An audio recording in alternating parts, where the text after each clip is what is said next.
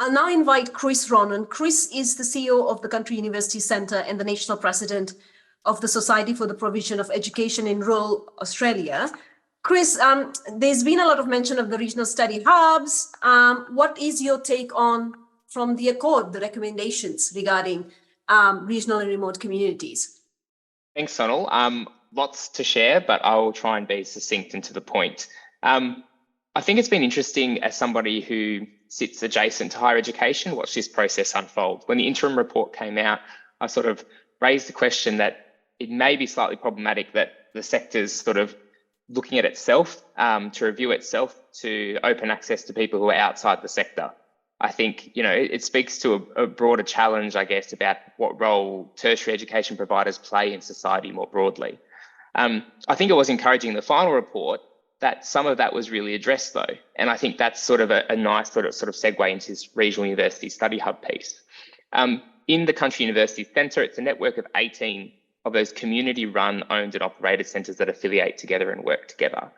And I think this is the point that's somewhat been lost in the discourse around the Accord and the final report, is that there's much attention and commentary on what these study hubs could or should or might be from leaders, from universities, and people are very much creating their own version in their head and projecting that out.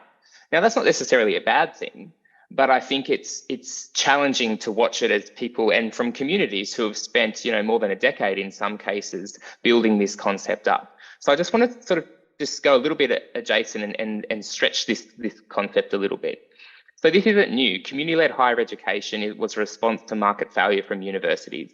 And that's not blaming any university or from no one had malicious intent. The actual system itself is really hard to operate in really small communities. That's just a fact of the matter. So, Geraldton originally in Western Australia, and then Cooma, where the Country University Centre started, the community came together, rolled up their sleeves and tried to solve that challenge themselves.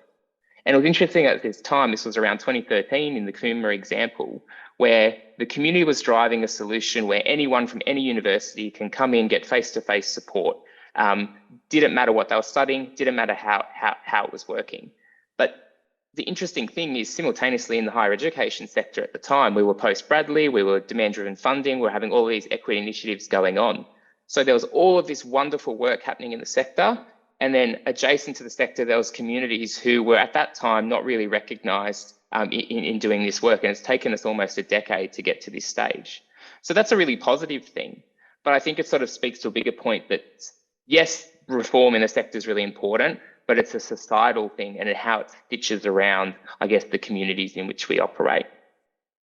So nailing in on what these regional university study hubs are, they're all community owned, but they're all very, very different. And I think the key that carries through is that the sole purpose is about providing access and support for students, that widening participation piece, and then obviously the product of those two things is around workforce development. And the key in that community ownership is around being provider agnostic.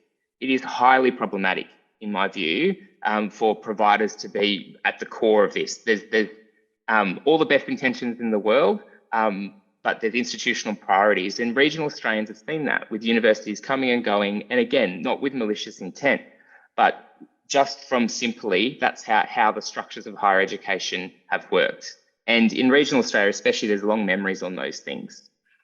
So I think what a centre is a student can come in, get that face-to-face support, can engage with people from their community, that's governed by their community, and can adapt to what their local communities need. And this has been largely successful. So to just take an example to drill in on this, I guess, provider agnostic piece, the community-driven concept, is the Country University Centre in Cape York. So this is a town of 2,500 people in Cooktown, in far north Queensland.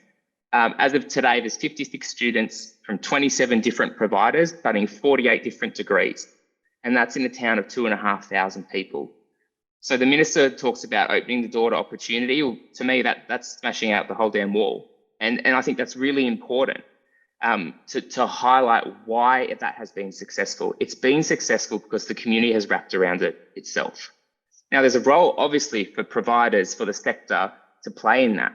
But I think it has been, I suppose, a risk in all the discourse around the Accord, like with the Future Fund and all the other spicy things that are going on, that this community-led concept that has had quite a long history is being lifted and sort of, I guess, twisted as it's sort of being more sectorized or institutionalized, if you like.